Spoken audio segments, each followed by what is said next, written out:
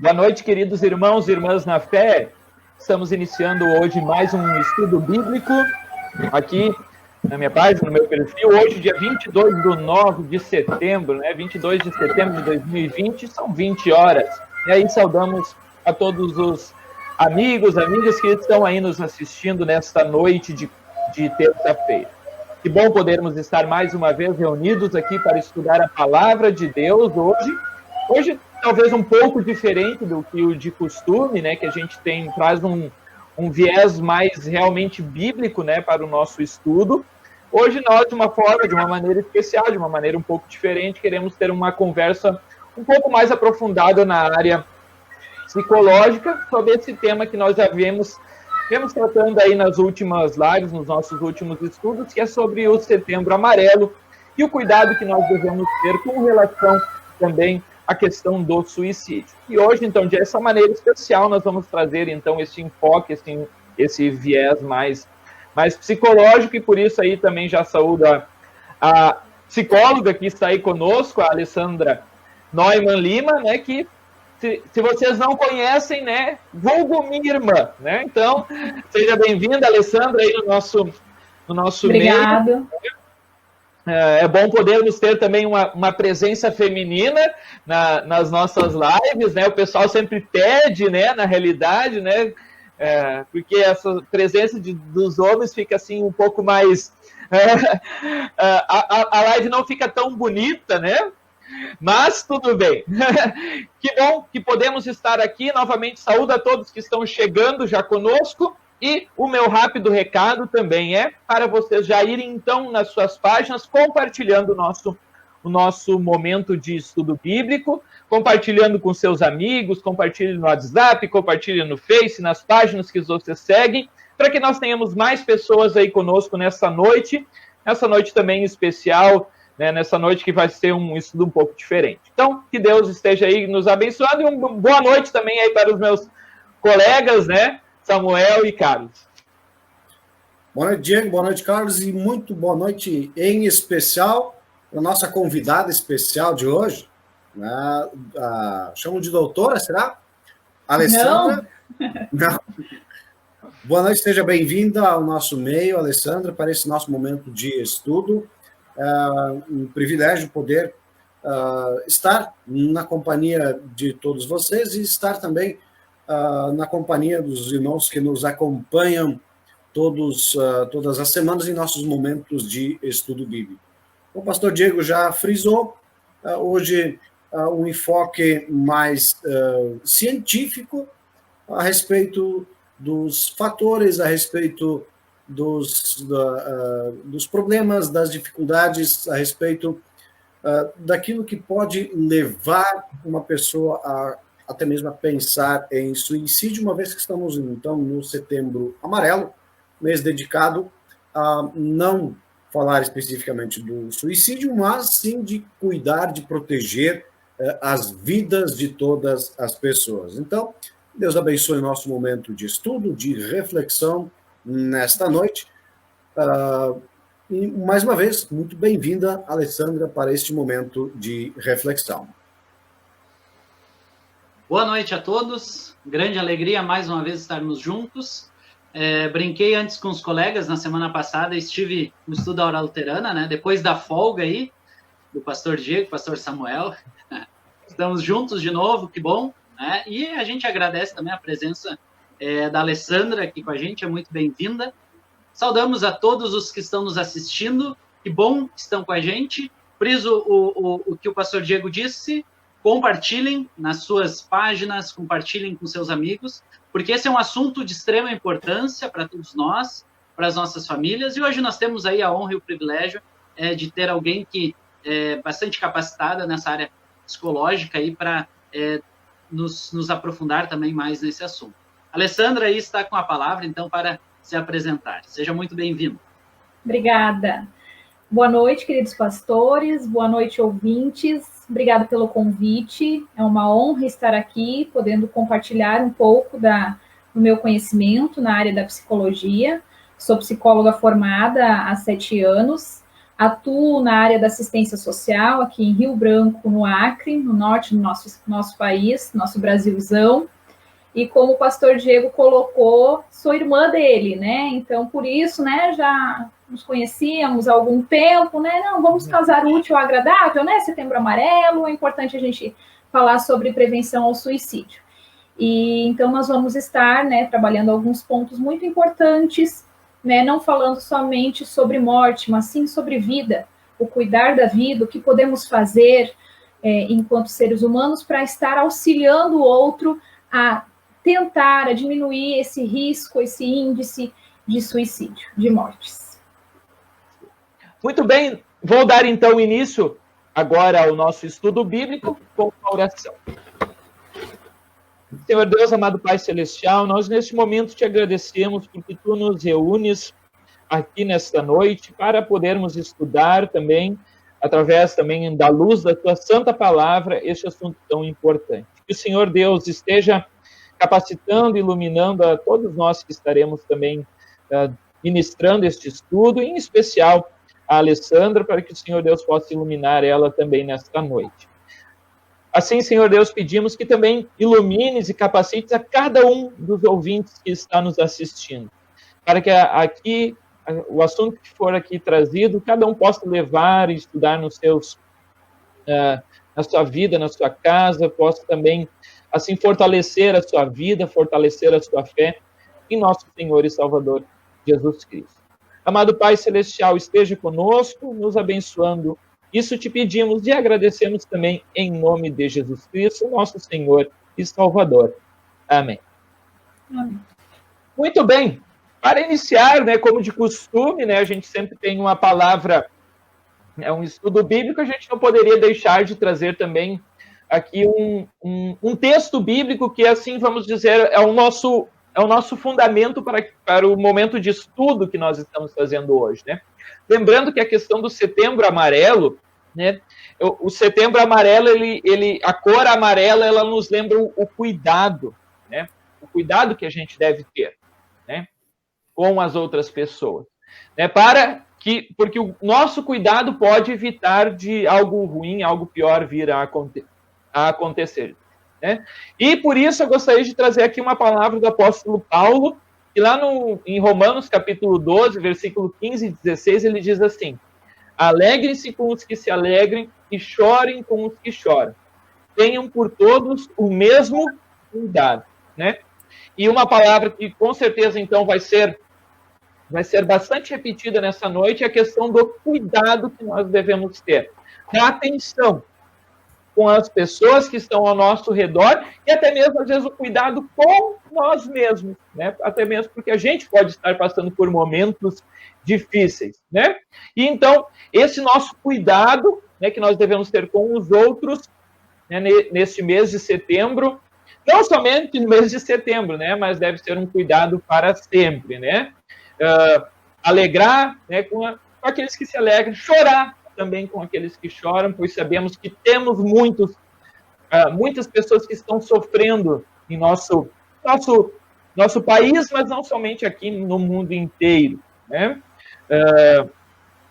E por isso é tão importante a gente trazer um pouco desse viés, né? Além do viés teológico, do viés bíblico, né? Para quem não sabe, talvez só para deixar aqui um pouco claro, um pouco esclarecido, né? A gente já fez uma primeira live, tá? Quem não pôde assistir, essa live está lá no meu canal do YouTube. Pesquisa lá, Pastor Diego Neumann, né? O estudo bíblico está lá, né? Então, com mais detalhes, com a parte mais centrada na Bíblia, mais teológica, né? Hoje a gente vai dar um enfoque um pouco mais na área psicológica, tá bom, gente? Então, com essas palavras, né, eu vou passar a bola, né? Passar a bola, então, para a nossa convidada de hoje, para ela, então, trazer, então, para nós o assunto que é o nosso assunto de hoje. Obrigada novamente pelo convite. É uma honra, como eu falei lá no começo, é uma honra estar aqui presente.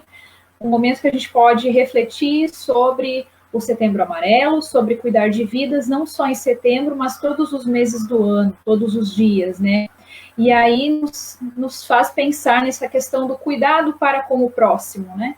E aí eu lembro do segundo mandamento mais importante, né, que Deus nos ensinou: amar o próximo como a ti mesmo. Então, assim, o cuidado que eu preciso ter com o outro é o cuidado que eu tenho comigo, é o cuidado que eu quero ter comigo. É esse mesmo cuidado, esse mesmo amor ao próximo que eu preciso ter com o outro. E se eu tenho amor ao próximo, eu consigo cuidar, né? Então, vamos partir desse princípio: amar a todos, independente de classe econômica, independente de credo, independente de raça, independente se é homem, se é mulher, se é uma criança, mas vamos amar, porque se nós conseguirmos amar, nós também conseguiremos cuidar, né? E então vamos trazer um pouco as reflexões acerca do que foi comentado na semana passada, na semana retrasada, né? Como o pastor Diego colocou, vocês já tiveram, né? Foi feita uma live sobre a prevenção ao suicídio, que vocês desenvolveram muito bem também. E eu vou estar trazendo novos detalhes, na verdade, como foi colocado muitos pontos que foram colocados na live de semana retrasada, eu vou estar trazendo novamente, só que com um olhar mais clínico, com um olhar psicológico, né? E quero também fazer o desafio aos nossos ouvintes, né? Se vocês precisarem ou querem tirar alguma dúvida, aproveitem. Esse é o momento para a gente estar esclarecendo algumas situações que muitas vezes a gente não tem com quem compartilhar. Então, tragam para a gente as suas dúvidas, né? Que no final do nosso encontro a gente vai estar conversando também sobre essas questões. E aí, para nós começarmos nosso assunto sobre, né, a prevenção ao suicídio, sobre o Setembro Amarelo, nós precisamos trazer o quê? Primeiro, para a gente pensar, vamos pensar no impacto sobre a morte, sobre a vida, sobre a morte. Nós temos anualmente questão de cerca de 800 mil pessoas que morrem por suicídio. Todo ano, são 800 mil vidas ceifadas. Sendo que destas, a gente pode triplicar ou quadriplicar a quantidade de tentativas, porque é um número muito mais avassalador que 800 mil. E aí nós precisamos também parar para pensar na seguinte questão: 79% dos suicídios no mundo ocorrem em países de baixa e média renda. Então, a gente não vê essas estatísticas tão estrondosas em um país com renda alta. É uma questão também para a gente refletir, porque quando a gente fala em suicídio, a gente às vezes só pensa no aspecto, no perfil de transtorno mental, no perfil psicológico da pessoa. Só que nós esquecemos de trazer todos os outros fatores de risco que interferem para que a pessoa venha a tirar a sua própria vida. Que não é um fator isolado, não é porque eu tenho um transtorno mental, às vezes a gente pensa, essa pessoa está depressiva, é por isso que ela se matou. Não, é uma série de fatores, o suicídio ele é multifatorial. Então, assim, é um conjunto de fatores que desencadeiam uma situação extrema, para um sofrimento existencial que eu não aguento mais, eu não vejo outra saída, eu não tenho uma visão de futuro. Eu não consigo ter planos para o futuro. Eu só vejo essa saída que é acabar com o meu sofrimento. Não acabar com a vida, mas sim acabar com esse sofrimento existencial que tanto me assola e que me devasta. É como se fosse um tsunami. Como se fosse um tsunami. Vocês lembram do tsunami no Japão? Ele limpou aquele país, parte daquele país. E isso acontece com o sofrimento. Ele toma conta do nosso ser e aí, muitas vezes, acomete as pessoas mais próximas ou conhecidos, amigos, familiares, enfim. E aí eu quero trazer para reflexão que eu lembro num comentário de uma das lives sobre suicídio, que a pessoa disse assim, é bom a gente falar sobre esse tema, é bom para os outros falar sobre esse tema. Não, gente, é bom para nós, eu enquanto ser humano, você, pastor Diego, pastor Samuel, ouvintes, todos nós precisamos parar para refletir sobre as questões do suicídio, porque em algum momento da nossa vida nós podemos nos deparar com essa situação e nós não saberemos como agir, na grande maioria não sabe, né? Então aqui, esse nosso encontro hoje também é para a gente estar trazendo essa reflexão, o que é viável a gente fazer em um momento quando a gente se depara, o que falar, o que não falar, como se comunicar.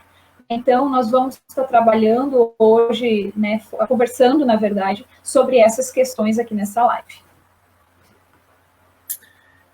Como foi colocado, o suicídio é o último recurso que a pessoa encontra para tentar eliminar algo que está devastando a vida dela. Como a Alessandra colocou, é um conjunto de fatores que acaba levando a pessoa a tomar uma atitude extrema. E é mais do que acabar com o sofrimento, o suicídio, a rigor, vem a ser também um grito de socorro. O último grito de socorro da pessoa que, infelizmente, não pôde ser atendido. Mas esse grito de socorro último, esse grito de socorro extremo, ele foi o último. Mas, provavelmente, antes de chegar a este ponto, a pessoa já deu indícios, já deu vários sinais antes de que algo não estava bem com a sua vida e que ela precisava de ajuda.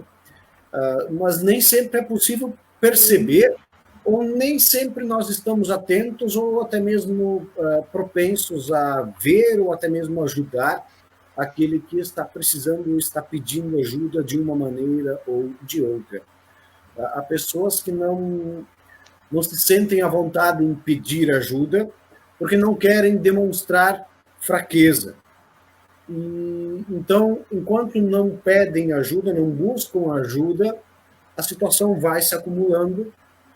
É como ir enchendo um balão, ele vai chegar a um ponto em que ele vai estourar. Algumas pessoas extravasam de outras maneiras.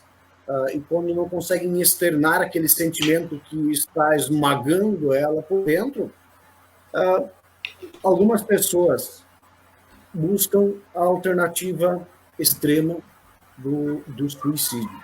Mas é importante lembrar, né, Alessandra, que esse é o último estágio, né? É o último degrau que a pessoa alcançou antes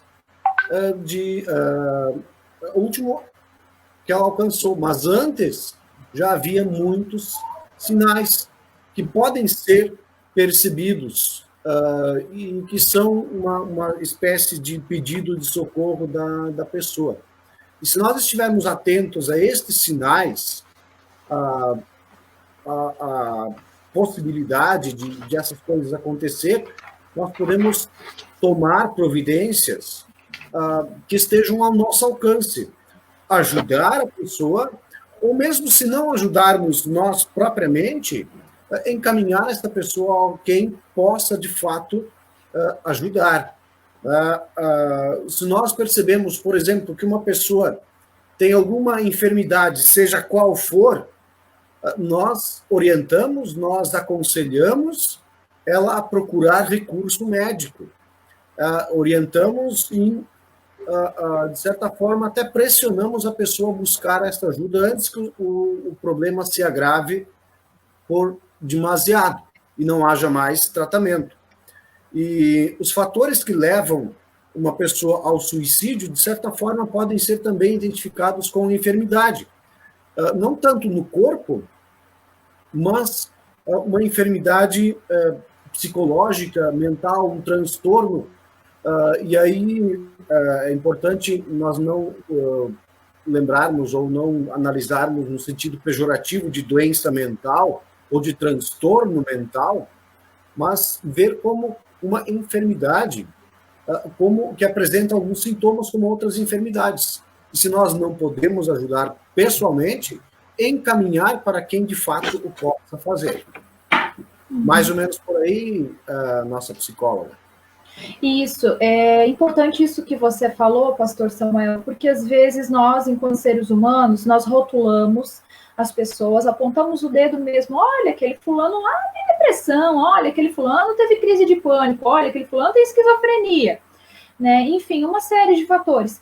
E os transtornos mentais, não vamos pensar somente em transtornos mentais, em enfermidades, em doenças, vamos pensar no seguinte aspecto: é um sofrimento existencial. Tem muitas pessoas que elas não fecham critérios diagnósticos para os transtornos mentais, porque não é um transtorno mental eu ter conflito em casa, não é transtorno mental eu ter uma perda amorosa, não é transtorno mental eu vivenciar dificuldades na escola.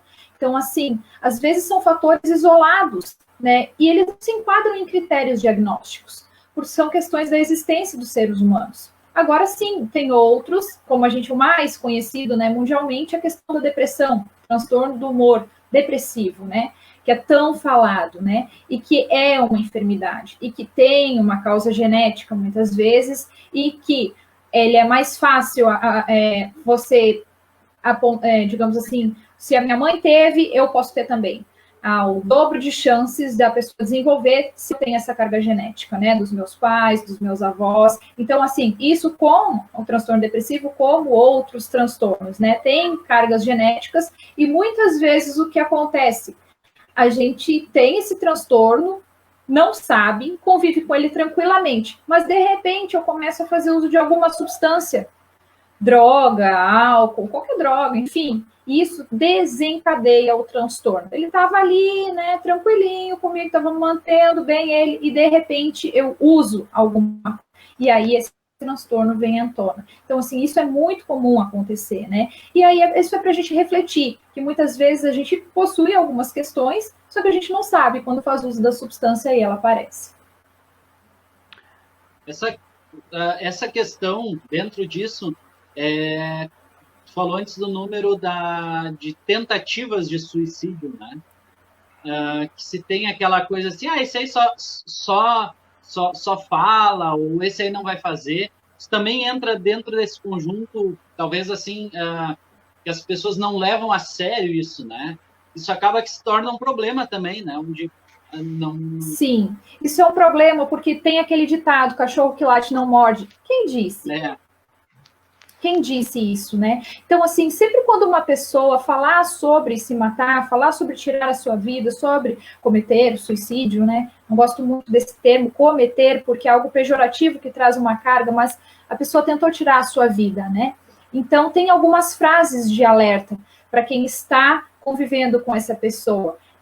Estou cansado, não aguento mais, estou sobrecarregado no trabalho, os outros vão ser mais felizes sem mim, não há razões para eu viver, eu sou um perdedor, eu sou um fardo, eu sou um peso para os outros. Então, assim, essas são algumas frases que a pessoa que escuta isso precisa ligar o sinal amarelo, ou que tem alguma coisa errada acontecendo com essa pessoa. E como que eu poderei ajudá-la, né? Que é uma questão que a gente vai trazer mais para frente, né? Como abordar essas pessoas. Dentro disso aí que já foi falado, né? A gente vê assim que tem muitos, que a gente poderia assim dizer, fatores, né? Digamos assim, muita coisa que leva, né, as pessoas a fazerem isso, né? A gente sabe que tem muitos sinais, né? Mas a gente antes talvez de olhar, vamos dizer assim, propriamente dito, claro que a gente deve estar atento aos sinais, a gente até já falou isso na última live, mas antes de estar atento aos sinais, a gente também já deveria estar atento a talvez aquilo que pode vir a ocasionar ou algo do tipo, ou trazer uma doença, por exemplo, a depressão, né? São por exemplo, fatores que a gente poderia, assim, de risco, a gente poderia, assim dizer, né? Às vezes a pessoa teve a perda de um ente querido, né? Vamos dizer assim, ou perdeu o seu emprego, né? Então, às vezes a gente, em vez de se preocupar, se a pessoa começar a passar ruim ou ficar mal, aí que eu vou lá ajudar ela, né? Eu vejo assim muito disso, sabe? Muito que acontece. As pessoas só vão lá ou só ligam o alerta quando o alerta já devia ter sido ligado antes. Vamos dizer assim. Quando algo de ruim aconteceu. Claro, às vezes pode ser que não tenha nada de ruim acontecendo, mas geralmente tem. Né? Geralmente tem.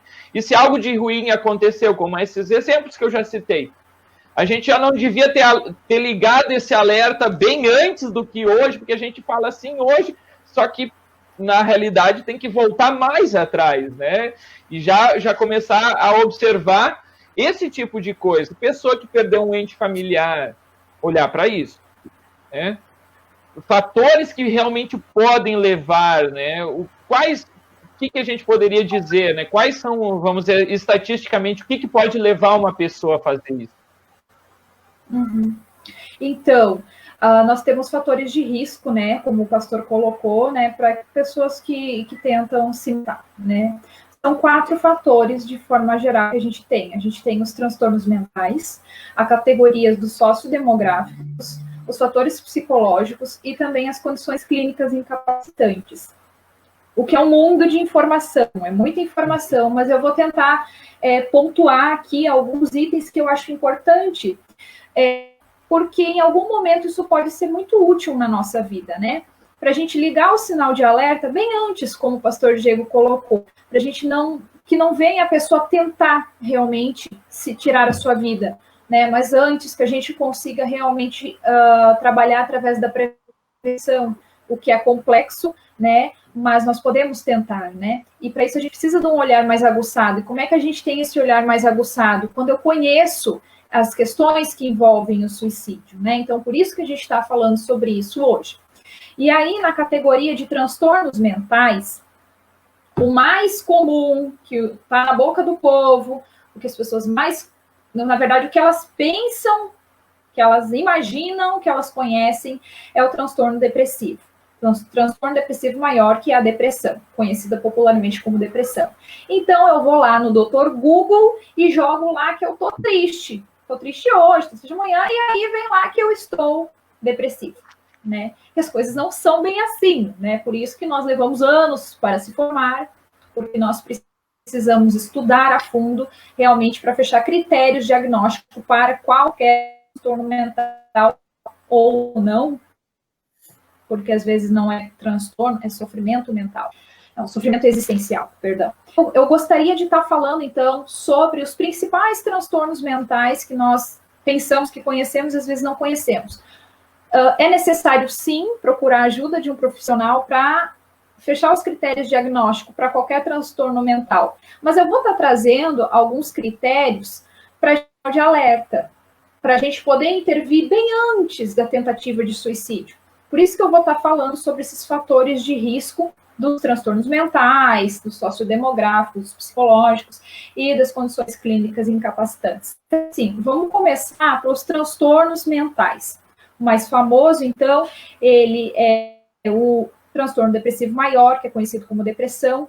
E o que acontece nele? Nós temos um humor deprimido. Mas, Alessandra, humor deprimido é aquela sensação de tristeza imensa, de vazio, que eu não tenho esperança.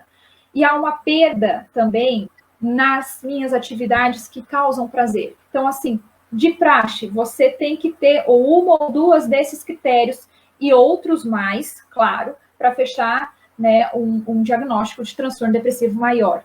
Né? Então, às vezes, assim, você pensa, mas como assim perda de interesse ou de prazer? Vou tentar colocar isso bem fácil para a gente imaginar, né? As situações corriqueiras do dia a dia. Eu andava de bicicleta todo dia, ou uma vez por semana, agora eu não quero mais, deixa para lá, isso é besteira, tô perdendo tempo. Eu gostava de ver novela, hoje eu não assisto mais novela. Eu gostava de ler um livro, eu não leio, mas eu gostava de sair com os amigos, eu não gosto mais, eu prefiro me isolar. Então, as coisas do dia a dia que mudam. De repente, algo que eu tinha muito prazer, por exemplo, assistir futebol, os homens gostam muito, né? Vou assistir futebol. Não quero. Como assim não quer? Tem algo estranho. Porque sempre gostou e de repente não. Né? Então, além dessas questões do humor deprimido, da perda de interesse, o prazer, eu tenho também alterações no peso. E aí, por que eu digo alterações? Porque às vezes eu quero comer compulsivamente, mas às vezes eu também posso ficar sem comer. Então, assim, isso é muito subjetivo, depende de pessoa para pessoa. Então, tem alteração no peso, tem alteração no sono, tem pessoas que querem dormir muito, tem outras já que não conseguem dormir, né? Tem a questão de agitação, algumas ficam extremamente agitadas, outras não, já ficam letárgicas, né? Tem a questão da perda de energia, da fadiga, nunca está disposta, convida ela para fazer uma coisa, eu não quero, estou cansada. né? Tem também a questão da culpa excessiva, se culpa por tudo, muita dificuldade na concentração, coisas que antes era tranquilo, agora não. Ai, fui na cozinha, fui pegar o que mesmo? Ah, mas era para eu fazer o que mesmo agora? Que eu esqueci. E aí não consegue se concentrar, ou está no trabalho, não está conseguindo se concentrar nas atividades do dia a dia, coisas que antes ela conseguia desenvolver, agora não consegue mais, né? E aí, às vezes, quando o transtorno depressivo maior, ele pode ser caracterizado como leve, moderado e grave. Então, assim, o leve é mais tranquilo, às vezes somente com ajuda psicológica, você fazendo psicoterapia, você consegue lidar tranquilamente, né? Vai algumas sessões, alguns meses, e depois tem alta. O moderado e o grave possivelmente vai entrar com a ação medicamentosa, e aí por isso esse conjunto de psicólogo e psiquiatra, muitas vezes o psicólogo sozinho não dá conta, por quê? Precisa entrar com uma ação medicamentosa para agir nesses sintomas que estão mais evidentes. Por exemplo, a pessoa não está conseguindo dormir. Gente, sono é revitalizador. Você não deve pedir para a pessoa, você dormiu? Não, você pergunta para ela, você conseguiu descansar quando você dormiu? Você acordou bem, disposta? Não. Parece que passou um trator em cima de mim. Então, você não dormiu como deveria dormir. Então, assim, né, o psiquiatra, ele entra também para agir sobre esses sintomas que a gente precisa logo de uma, digamos assim, de um medicamentozinho que faça efeito para e depois sair desse momento de tristeza imensa e profunda para conseguir ver novos horizontes, caminhar junto com o paciente, né? Então, esses são os critérios do transtorno depressivo maior. E aí, outro que eu gostaria de falar, não sei se ficou alguma dúvida, pastores, querem perguntar alguma coisa do transtorno depressivo maior, da depressão, tão falada? Geralmente, né, a gente já fala bastante sobre depressão, porque é uma das maiores, né? Então, acredito que esses pontos aí foram bem elencados, né? E a gente só ficar realmente, como eu falei antes, né? Ficar de olho nisso que a Alessandra falou, né? Nesses pontos, né? Às vezes são muitos, mas eu volto um pouquinho lá no início que a Alessandra falou, né? Procurar ajuda, né? Isso não é somente para aquele que está com essas coisas, digamos assim. A gente tem um estigma muito grande, né, de que eu só vou procurar ajuda se eu acho que eu estou com depressão, né? Eu vou procurar um psicólogo, um terapeuta, um psicoterapeuta ou até um psiquiatra somente quando, novamente, o meu ponto de vista é sempre esse, a gente tem que já antes, né? Psicólogo, a gente não precisa procurar só se está, vamos dizer assim, só se está ficando depressivo, ficando doente. Não, a gente já deveria procurar antes, né? É sempre bom ter alguém para conversar, né? Especialmente um psicólogo, né? Um psicólogo, como eu disse, um terapeuta ou algum profissional dessa área, né? Porque é bom, faz bem, né? Só esse adendo aí que eu gostaria de deixar assim, bem claro para aqueles que estão com esse transtorno de depressão, não ficar pensando, eu devo ou não devo. Não, tu deve. Isso é certo. Todos nós, não somente aquele que tem, como aquele que também que não tem. Ele deve sim procurar porque é bom, né? Quem já teve, quem já fez essa experiência, especialmente, né, eu sempre ouço muito bem, né, de quem fez, mesmo às vezes não precisando. Ele diz assim, eu fui lá conversar com o psicólogo e foi muito bom para mim. Às vezes a pessoa é casada, foi muito bom para o nosso relacionamento, para o nosso matrimônio, foi muito bom para a minha vida social. Então, só para dizer assim, né, que não somente nessas horas que a gente deve procurar, mas já pode procurar hoje, por exemplo, né? Porque é bom ter esse contato, às vezes, com alguém profissional também para nos ajudar, né? Todo mundo passa por problemas. E todos nós, às vezes, é bom ter alguém assim para conversar, para desabafar. Sobre alguém isso, que não seja muito, muito próximo, né? Ou muito conhecido. Por isso que eu ainda não falei com a Alessandra, viu, gente? Só para deixar bem claro. Embora ela seja psicóloga, né? Mas aí entra a questão dos laços de relacionamento mais próximo, em que a pessoa se sente constrangida em falar a respeito de alguns problemas, desabafar ou expor ao outro, alguém próximo, algum conhecido, algum amigo, até mesmo um familiar, expor a sua fraqueza, porque muitas vezes a sociedade não permite e ela não tolera a fraqueza. A exigência é que você esteja sempre bem, que você esteja sempre forte e esteja sempre bem. Mas isso não é possível. Não há momentos, não há pessoa que esteja sempre 100% bem. Embora muitas vezes ela possa apresentar para as outras pessoas um sorriso no rosto, mas chorando por dentro. Então, conversar com uma pessoa muito próxima, com um amigo conhecido, nem sempre a pessoa se sente à vontade, por causa de expressar, do medo de expressar a fraqueza. Então, um outro profissional, digamos assim, estranho, entre aspas, pode ser mais viável, mais fácil para a pessoa falar certos assuntos que são quase um tabu para falar com pessoas mais próximas ou mais conhecidas, pelo medo de se expor. Agora, foi bem frisado, não é necessário esperar e não se deve também esperar chegar a um ponto extremo para daí buscar ajuda. Né? Esperar, se formos falar de outra enfermidade qualquer, esperar agravar a situação a ponto de não ter mais volta ou quase não ter mais volta para então ir buscar recurso. Não, o quanto antes, melhor. Aí, quase como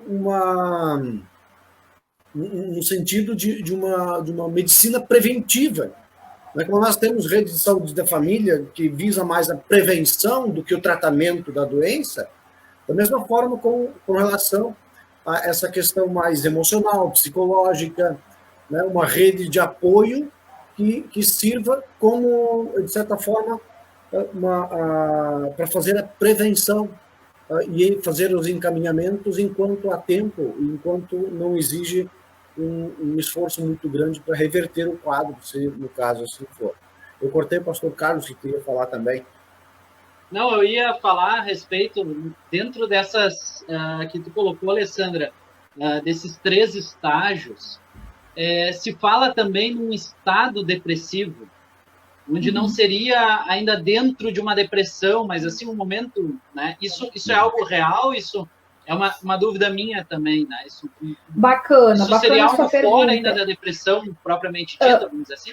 Então, nós caracterizamos como um episódio depressivo, né? Para a gente depois verificar quantos episódios você teve. O tempo também é um fator-chave para você fechar diagnóstico. Então, a gente caracteriza como episódio. Muitas vezes as pessoas não chegam a desenvolver o transtorno depressivo maior, a depressão, mas passaram por um episódio depressivo, né? E aí, como os pastores colocaram, acho bacana isso, Alessandra, mas quando que eu devo procurar ajuda? Sempre, sempre, em todos os momentos. Meu relacionamento com meu filho, eu não estou sabendo como me colocar, estou percebendo que ele está agressivo, ou estou tendo conflitos conjugais, né? Meu rendimento na escola não está bom, na faculdade não está bom, não estou conseguindo me concentrar no trabalho. Procura um profissional, porque você vai ver o quanto que você vai conseguir caminhar, né, e ver novos horizontes, ter novas perspectivas, né, procurando auxílio. Então, assim, não deixe para a gota da água transbordar o copo, mas procure logo. Né? Eu sei que nós temos estigmas ainda na nossa sociedade, né, infelizmente, mas quem procura o profissional, ele quer o seu bem-estar, né? Ele quer melhorar a sua qualidade de vida. Às vezes a qualidade está decadente, a qualidade está complicada, né? Então, assim, procure, não deixe transbordar esse copo, procure cedo, né? Porque é muito mais tranquilo de se lidar, de se trabalhar, quando a gente começa logo nos primeiros, né, trabalhar os primeiros sintomas, os primeiros sinais. Qualquer dificuldade, quanto antes a gente começa melhor, né? Então, tratamento de uma doença, né? Quando ela já se agravou muito, o retorno que ela tem também é muito mais demorado, né? Mas vi que o pastor Diego botou aí um comentário, a minha próxima pergunta ia bem nessa linha agora. Mas primeiro, a questão do estágio, ou desse... não é estágio, é depressivo. Episódio. O nome já me fugiu. Episódio, né? Isso dependendo de como a pessoa leva a sua vida, esse episódio pode se agravar ou não, pode ser? Né? De como a pessoa responde à questão de ambiente que ela vive. Eu vi que acho que foi o pastor Martinho, né, colocou ali dos jovens ficando muito tempo dentro do quarto. E aí eu digo assim, não é só jovens, né? Pessoas de várias idades aí passam por isso, de se isolar. De repente, quando está nesse estado depressivo, aí se isola, isso pode agravar, né? E aí, depois eu te passo a palavra e não pego mais, tá? E aí, em relação a isso, aí vem aquela outra pergunta ali, que eu ia comentar também, a questão do ser cristão, né? Eu vejo de dois modos isso, né? Tem um lado que se tem dentro do mundo cristão, que vem bem essa pergunta ali, será que um cristão pode ter depressão? Parece que o cristão não pode ter depressão, né? Então, se tem isso assim, não, mas se eu vou na igreja, né? Então, até que ponto isso, né? Por um lado, o ser cristão tem muito auxílio nisso também, né? Pela questão da pessoa saber que eu acho que uma das coisas que leva à depressão e mais adiante a um possível suicídio ou tentativa é a questão da solidão, né? De a pessoa se sentir abandonada, né? Eu acho que isso dentro da depressão é muito forte, né? A pessoa se sente abandonada, não tem... Dentro do cristianismo, né? A gente tem vários textos bíblicos e a segurança de que Deus está com a gente, a própria comunidade de fé, de apoio que a gente tem, né? Então, eu vejo nesses dois pontos, assim, né? Um lado, essa coisa assim, não vou dizer um tabu, mas cristão não pode ter depressão, mas, por um outro lado, a gente saber que, como cristão, nós temos uma segurança muito grande em Deus e que a palavra nos traz, né? Um não anula o outro, mas a gente, como cristão, tem um apoio muito grande nesse sentido para quando nós estivermos num estado depressivo ou entrando realmente numa depressão, aí, né, algo mais forte também, né? A respeito disso, assim, sendo uma psicóloga cristã, eu sei que isso às vezes é meio complicado de lidar, né? Mas como é que tu vê essa questão aí, por favor?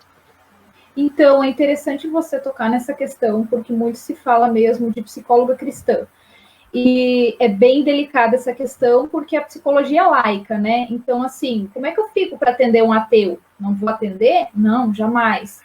Tem a questão do cristianismo, sou cristã sim, mas aqui eu estou, né, sendo psicóloga, sou psicóloga de formação e ponto. Como, né, faço parte da Igreja Luterana do Brasil, a gente faz esse adentro que eu consigo transpassar algumas questões, né, e poder estar respondendo para vocês, né. Mas a questão da psicologia, eu sou psicóloga e ponto, né? Porque no momento que eu configuro cristão, como é que eu fico para atender um candomblessista, um ateu, um judaico, enfim, né? Então, assim, eu sou psicóloga. E aí a gente consegue, claro, conversar com essa questão da religiosidade tranquilamente, né? Então, eu vou tentar conversar aqui um pouco com você sobre algumas questões que você trouxe, pastor Carlos, e aí se eu ainda não conseguir adentrar tudo que você nos questionou, você depois coloca novamente, né? Então, assim, gente, muitas vezes, eu falei, tem uma série de critérios para fechar um diagnóstico de episódio depressivo ou transtorno depressivo maior. Contudo, muitas vezes, eu não fecho critério nem para episódio. Eu tô hoje triste, amanhã eu também tô, de repente, depois de amanhã eu melhoro, e aí não tem alteração do sono, não tem alteração do apetite, eu tô conseguindo trabalhar, tô conseguindo me concentrar, então, assim, por isso que eu trouxe para a gente pensar um pouquinho, né, sobre esses sinais de alerta, só que não é simples fechar um diagnóstico. Então, assim, às vezes eu não estou depressiva, porque eu não sou depressiva, né, eu tenho A depressão posso vir a ter em algum momento da minha vida. E aí, como colocaram anteriormente, como assim? Eu sou cristã, cristão pode ter depressão? Antes de ser cristão, nós somos o quê? Seres humanos. Nós somos um ser psicossocial e espiritual. E aí, como eu falei lá no começo, a gente traz uma predisposição genética. E, às vezes, eu tenho alguns fatores ambientais, muitas vezes, ou uso de droga, ou uso de álcool, ou eu tive uma vivência familiar conturbada, disfuncional, rompimentos amorosos, perdas muito importantes cedo da minha vida. Então, isso desencadeia um quadro depressivo, muitas vezes, né? Então, assim, eu já trago essa predisposição genética. Então, assim, nem eu sou psicóloga, mas eu não estou isenta, eu sou psicóloga, e eu também faço parte, sou membro da Igreja Evangélica Luterana do Brasil, mas eu não estou isenta de ter qualquer tipo de transtorno mental. Não só a depressão. Posso ter inúmeros, né? Porque eu sou um ser humano. Eu acho assim, nós precisamos pensar nisso antes de trazer, porque às vezes pesa muito. Poxa, eu sou cristã, mas será que isso é falta de Deus? Não, isso não tem nada a ver com Deus, né? Como o pastor Carlos colocou, nós temos um Deus amoroso, nós temos um Deus que nos ampara, nós temos um Deus que nos carrega no colo. Mas esse mesmo Deus também diz, olha, eu tenho profissionais aqui, ó, do teu lado. O que está acontecendo que você não pode procurar esse profissional? Porque como o pastor Samuel tinha colocado nas nossas conversas, quando eu quebro um dedo, eu procuro quem? O ortopedista. Quando eu estou com um problema cardíaco, eu procuro quem? O cardio. Quando eu estou com um problema dentário, eu procuro quem? O dentista. E quando eu tenho um problema psíquico, emocional, não estou conseguindo lidar com os meus sentimentos, com as minhas emoções, o que eu procuro? Geralmente eu procuro autoajuda primeiro, eu procuro algumas seitas, muitas vezes, eu procuro falar com o pastor algumas vezes, porque muitas vezes acalenta, outras não. A gente sabe que o ser humano, às vezes, não está preparado para lidar com isso, né? Porque são questões existenciais, né? E aí, por último, eu deixo o psicólogo e o psiquiatra, né? Então, assim, que sirva de alerta, porque todos nós somos seres humanos. Ninguém está isento de transtorno mental ou sofrimento existencial, até porque a vida, ela não é do jeito que a gente quer, e a gente precisa aprender a lidar com esses percalços que a vida tem. E a gente só cresce, só desenvolve quando nós sofremos, né? A gente aprende com o sofrimento, né? Então, vamos quebrar um pouco esse rótulo de felicidade instantânea. O ser humano não é feliz o tempo todo. O ser humano não tem que ser feliz o tempo todo. Eu preciso também, em alguns momentos, me retirar do meu ambiente e, quem eu sou, o que eu estou fazendo aqui, para que eu vim a esse mundo, né? Fazer esses questionamentos. Eu preciso ter um tempo para comigo, né? Eu preciso cuidar de mim, porque às vezes o que acontece, eu estou sobrecarregada, eu cuido da minha mãe, eu cuido dos meus filhos, eu cuido do meu esposo, eu dou conta da casa, limpar, passar, cozinhar, eu dou conta do meu emprego. Mas e eu? Onde é que eu fico nessa história? Muitas vezes não fico. E aí quando você acaba, e ainda cristã, né? Vamos entrar ainda nesse detalhe.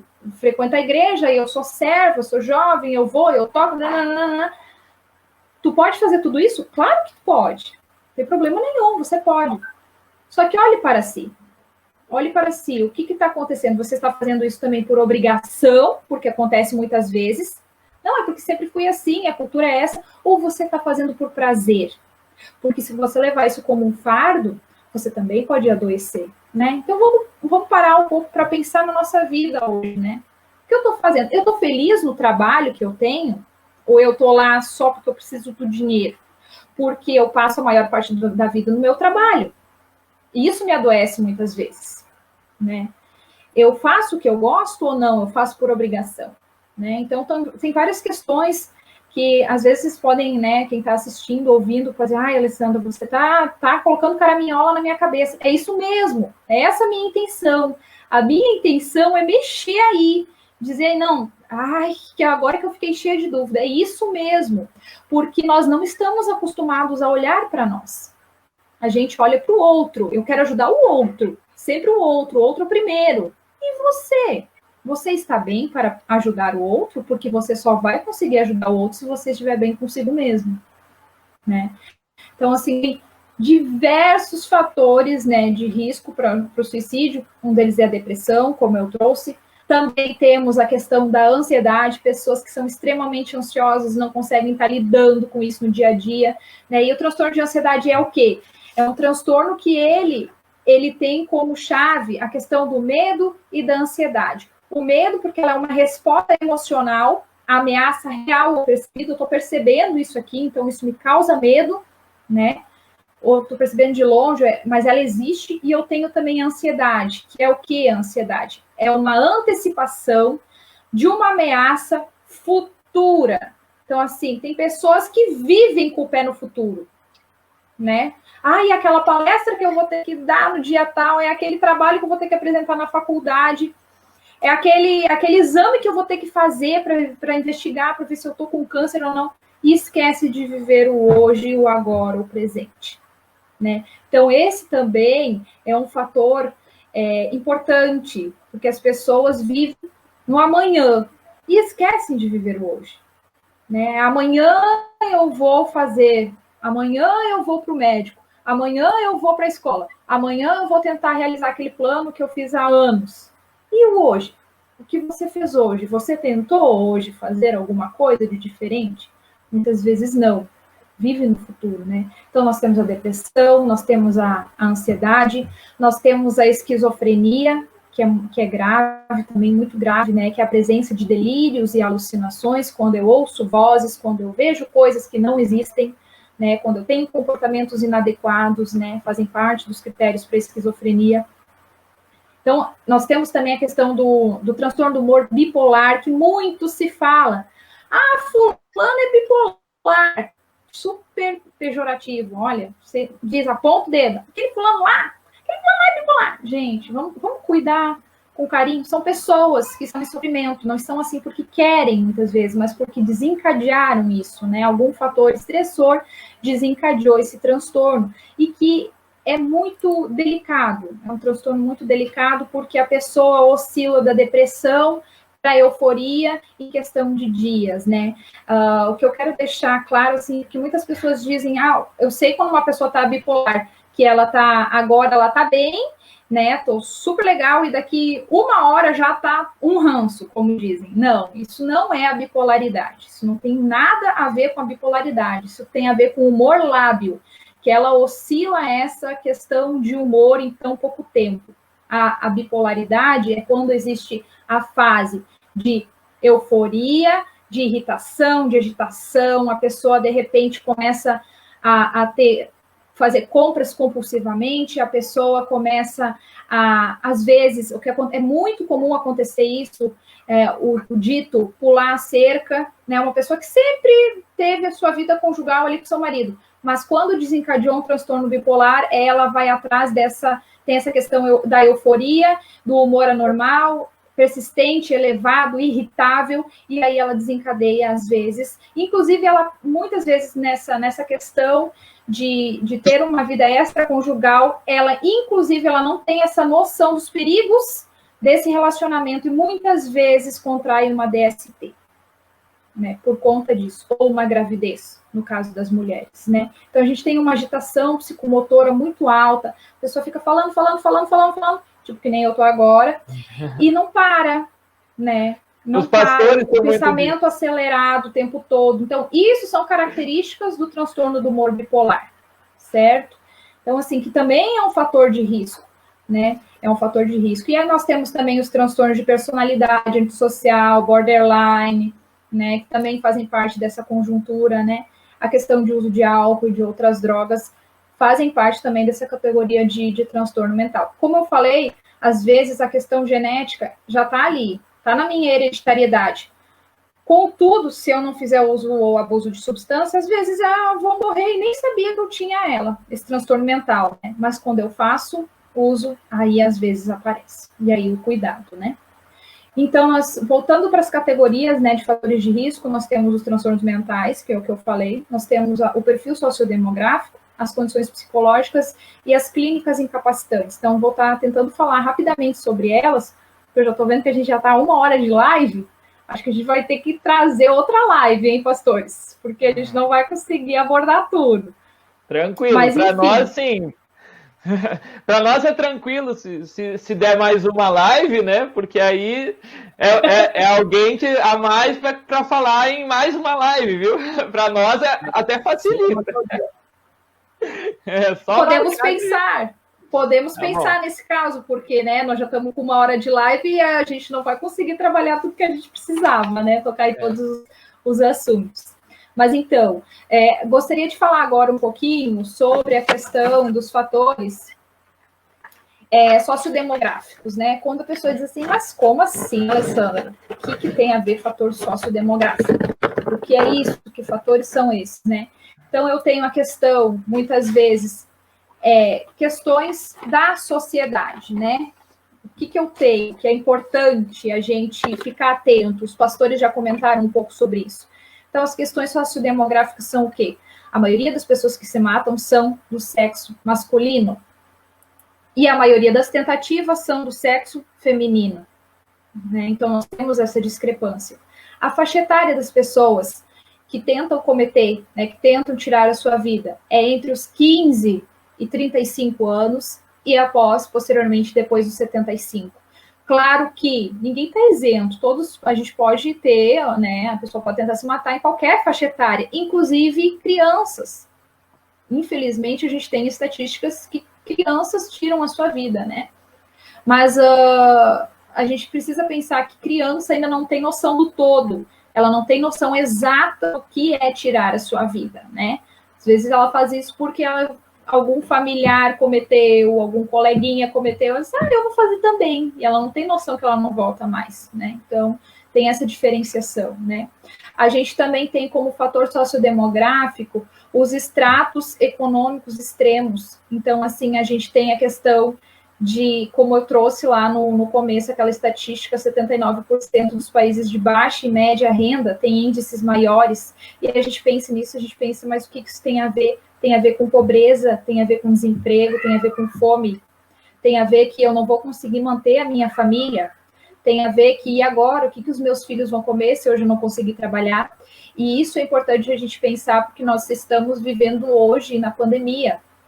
E quantas pessoas não perderam o emprego? Então, assim, hoje eu estou trazendo esses dados, mas daqui uns 2 anos, se nós vamos falar sobre isso novamente, nós vamos ver um reflexo, nós vamos ver números muito maiores por conta dessa pandemia, por conta de questões psicológicas, mentais, sociodemográficas, o que tudo aconteceu, que tsunami passou na vida das pessoas. Essas estatísticas vão ser assombrosas, isso eu tenho certeza, porque a gente acompanha isso no dia a dia, né? Então, a gente tem pessoas que são desempregadas, a gente tem pessoas também, outra questão sociodemográfica, aposentados. E aí, aposentados por quê, Alessandra? Porque no momento que você deixa de trabalhar, às vezes a pessoa tem isso para si, eu perdi o sentido da vida, porque o sentido da vida muitas vezes estava no trabalho. E aí, de repente, se aposenta. E, de repente, e agora? Quem sou eu que eu estou fazendo? Não estou mais atuando como eu queria. Né? E o que eu vou fazer daqui para frente? Né? Às vezes, a pessoa nunca pensou, não, quando eu me aposentar, eu vou fazer isso, aquilo. Não, nunca pensou. E aí vem essa ruptura abrupta. Opa, agora estou aposentado, não tenho mais para onde ir todo dia, das 7 às 5 da tarde. Né? E agora, o que eu vou fazer? Né? Então, por isso que assola também os aposentados. Tem também a questão do isolamento social, que é outro fator sociodemográfico. Pessoas solteiras, pessoas separadas, os migrantes sofrem muito, né, por questão muitas vezes, preconceito, né? Nós aqui no Acre, nós temos essa peculiaridade da questão dos migrantes, porque a gente faz, né, fronteira aqui, então nós agora estamos acolhendo muitos venezuelanos, então o Brasil ele precisa se estruturar em matéria de política pública para a gente conseguir, resguardar os direitos das pessoas, os direitos humanos, né? A gente precisa assegurar que essas pessoas tenham condições mínimas, né, de ser tratadas com acolhimento, né, de serem bem cuidadas, de terem um mínimo para sobreviver. Aí as pessoas dizem, mas o Brasil não consegue dar conta nem dos seus, vai acolher os outros. Olha, se você não consegue acolher os outros, por que a gente não pensa, então, em fechar as fronteiras? Né? Mas nós estamos recebendo, a gente precisa pensar também que política pública poderíamos organizar também para acolher esses migrantes, porque eles são seres humanos como nós. E aí eu gostaria de trazer a seguinte reflexão: e se fosse você o migrante? Se fosse você que estivesse passando fome, se fosse você que estivesse vivendo naquele país onde tudo é uma catástrofe, que você não tem condições mínimas de sobreviver, será que você não gostaria de vir para outro país, né? E conseguir ser acolhido aqui e conseguir tocar sua vida para frente, né? Então, acho que, assim, falta-nos muito a gente se colocar no lugar do outro. Porque no momento que eu conseguir sentir minimamente o que o outro está sentindo, tanto a alegria, quanto as tristezas, quanto os desafios, a gente consegue viver, fazer, traçar planos e melhorar o nosso mundo, né? Porque me parece que quando a gente abre a rede social, né, é aquela questão de, olha, como eu sou feliz, como tudo está lindo, eu moro no País das Maravilhas. E não é verdade isso, né? Isso, infelizmente, quando a gente abre a rede social, a gente não vê, muitas vezes, as críticas reais do que está acontecendo realmente onde você mora. Mas sim, você vê só as coisas lindas. Matéria de jornalística, né? E isso interfere muito também no que a gente está construindo, né? Enquanto política pública, enquanto seres humanos, né? E aí eu gostaria só de voltar na questão do isolamento social, porque eu lembro que teve uma pergunta de uma ouvinte quanto à questão do isolamento, que o filho estava na internet, enfim, né, não sabe o que fazer, não sabe como está abordando, né, essa questão de como interferir. É realmente um sinal de alerta, porque os nossos adolescentes hoje estão fazendo o quê? Se trancando dentro do quarto. E quando eles estão na internet, nós adultos não temos conhecimento, muitas vezes, do que eles estão acessando, né? Então, assim, é importante, sim, né, primeiro, né, na verdade, ter um vínculo, porque às vezes a gente, assim, eu sou da mesma família, mas eu não tenho um vínculo com o meu filho, com o meu marido, né, eu não tenho essa liberdade, eu não tenho diálogo, né, então fazer uma reflexão de como é que tá esses vínculos, tão fragilizados, tão rompidos, muitas vezes eu não consigo nem diálogo com meu filho, e aí é importante o quê? Rede de apoio. E aí, quando falo de rede de apoio, é importante eu não sei, né, de que local você está falando, não conheço a sua cidade, mas procure, no caso, no que a gente faz no CRAS, né? O que é o CRAS? O CRAS, a gente trabalha as questões, né, geralmente de quem tem uma econômica inferior, né? E aí a questão de benefícios eventuais, cesta básica, kit bebê, BPC, o benefício de prestação continuada, Bolsa Família, que é muito falado, o CRAS geralmente conhecido por isso. Só que no CRAS nós também trabalhamos as questões dos vínculos fragilizados. Então, assim, se você hoje não está sabendo como estar atuando, né, com o seu filho que está vivendo isso, você pode procurar os profissionais do CRAS, né, que eles podem estar lhe auxiliando, né, lhe direcionando a como está procedendo com essa situação. Outra forma também que você pode estar acessando, né, porque cada caso é um caso, então, assim, não existe uma receita de bolo, olha, faça isso, vai dar certo. Não, o ser humano é subjetivo, é complexo, então, às vezes, deu certo com o pastor Diego, mas não deu certo com o pastor Carlos, nem vai dar certo com o pastor Samuel. Então, assim, cada caso é um caso e precisa ser olhado com muita delicadeza, com muita cautela. Outro recurso que você pode procurar é o Centro de Atenção Psicossocial, que tem psicólogo, tem psiquiatra, tem toda uma equipe de profissionais que pode estar ali auxiliando nesse sentido, né, lhe orientando. Mas, pelo que você tinha colocado, né, anteriormente, o CRAS seria o lugar ideal para você estar procurando e tendo ali profissionais capacitados que podem lhe orientar como proceder com os seus filhos, ou o filho, né, que hoje está em isolamento social. E aí nós temos, né... Alessandro, essa questão, né, seria nesse tema, assim, de troca de experiência, né, onde, de repente, um apoia o outro ali, seria isso? Onde não existe uma fórmula mágica, que nem tu disse, né, mas, de repente, eu saber, não é só eu que passo por isso, outras pessoas Sim. passam também, e aí tu ouve outros pais, mães comentando sobre o assunto, né, e aquilo te faz olhar a tua situação de forma diferente, seria mais ou menos isso? Sim, isso também, com certeza. Mas tem algumas pessoas que elas nos procuram e elas não querem participar de grupos, né? E aí, não é por causa disso que você vai deixar de ser atendido ou orientado, né? Não é porque você não quer participar, porque às vezes a pessoa sente vergonha, né? Não está preparada para colocando as suas questões. Tem isso, às vezes, sabe que o vizinho vai também, aí o vizinho vai ficar sabendo o que está acontecendo comigo, então eu não quero que ele saiba. Então, assim, é importante a questão do grupo, e o CRAS, ele tem também essa oportunidade, porque ele também trabalha com grupo, né? Então, o profissional pode estar selecionando as famílias que têm o mesmo perfil para estar trabalhando as questões, né? Por exemplo, isolamento social, ou transtorno mental, enfim, tantas questões. Ou, então, ele pode ser atendido individualmente, né? Ele vai ter o apoio dele individual ali. Outra questão é, dentro disso, assim, a gente vive numa sociedade, parece que as pessoas cada vez mais se isolam, famílias isoladas. Eu acho que isso aí contribui muito também para essa questão de parece que cada família é uma ilha, né? E aquela dificuldade fica tudo ali e tu não abre para alguém compartilhar contigo, né?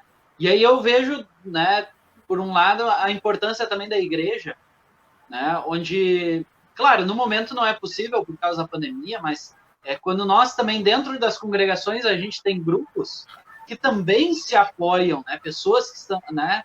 Onde, de repente, claro, o principal motivo para a gente estar reunido como igreja é a palavra de Deus, mas, né? E aí fica para a gente pensar, né? Grupos, por exemplo, muitos já me falaram a respeito de grupos de casais, por exemplo, né? Mas eu sei que o outro casal lá também passa a mesma coisa que eu, também tem os mesmos perrengues, né? E assim um aconselhar o outro, né? Eu acho que a gente, como igreja, também pode dar esse tipo, claro, não numa, ou convidando alguém, né, algum especialista na área, né? Mas só da gente poder trocar essas ideias em grupos, eu acho que isso ia ser bacana, né? Da gente, de repente, pensar isso, né? Onde essa sociedade vive afastada, a igreja servir para juntar também famílias, né? E ter esses momentos de trocas de experiência, né? Não sei se o pastor Diego, o pastor Samuel tem experiências assim, mas eu acho que isso, às vezes a gente é muito, dentro da igreja, departamentos, né? Servas de um lado, leigos do outro, jovens, né? Não junta, né? Acho que seria uma coisa bacana a gente pensando a nível de igreja também, de congregação, dar essas oportunidades. Tem um comentário mais acima aqui da Lenine Martins, né? Ela comenta: as reuniões do departamento de servos estão fazendo falta, pois além da palavra de Deus, há o carinho, o abraço, né? Essa interação social, né? Esse contato das pessoas, essa relação de amizade que existe, seja o departamento de servas ou grupos de afinidade, de jovens ou leigos, onde o departamento funciona, casais, porque, claro, tem o centro é o estudo da palavra ali, mas tem, depois de um lanche, um café, uma refeição, ou simplesmente sentar e conversar, aproxima os laços, né? Estreita os laços entre as pessoas, e aí é mais fácil perceber se uma pessoa está passando por um momento difícil, alguma dificuldade na sua vida. A minha tia Laura, ela falou aqui em Mondaí tem o CAPS. Né? Bacana. O CAPS significa o que mesmo, Alessandra? Centro de Atenção Psicossocial. Aquelas pessoas que precisam de um auxílio psicológico podem procurar um psicólogo, e também tem o psiquiatra lá, caso necessário, né? Bacana demais ter o CAPS. Nem todas as cidades têm o CAPS, infelizmente. São redes de apoio, né? E fora esses grupos, essas redes de apoio, várias pessoas comentaram a questão da ansiedade, né, agora durante o período de pandemia, especialmente vinculado a jovens, né, crianças, adolescentes e jovens, porque vem muita notícia que deixa as pessoas simplesmente apavoradas, com medo, né, com ameaças de que o mundo vai acabar e que isso é o fim do mundo e sei lá mais o que tudo. Mas com isso acabam privando dessa interação social que precisa, né? Como foi falado, né? As famílias estão muito isoladas, são ilhas, nenhum ser humano é uma ilha, ele precisa de interação social, né? E essa interação está fazendo falta para os jovens, não só para os jovens, para as crianças, e aí eu falo, por exemplo, aqui de casa mesmo, né? As minhas filhas, elas sentem falta da escola, né? tanto para sair de casa um pouquinho, como também para reencontrar amigas. Né? Tudo bem, tem as chamadas por vídeo, coisa, mas não é a mesma coisa. Então, essa questão do isolamento total,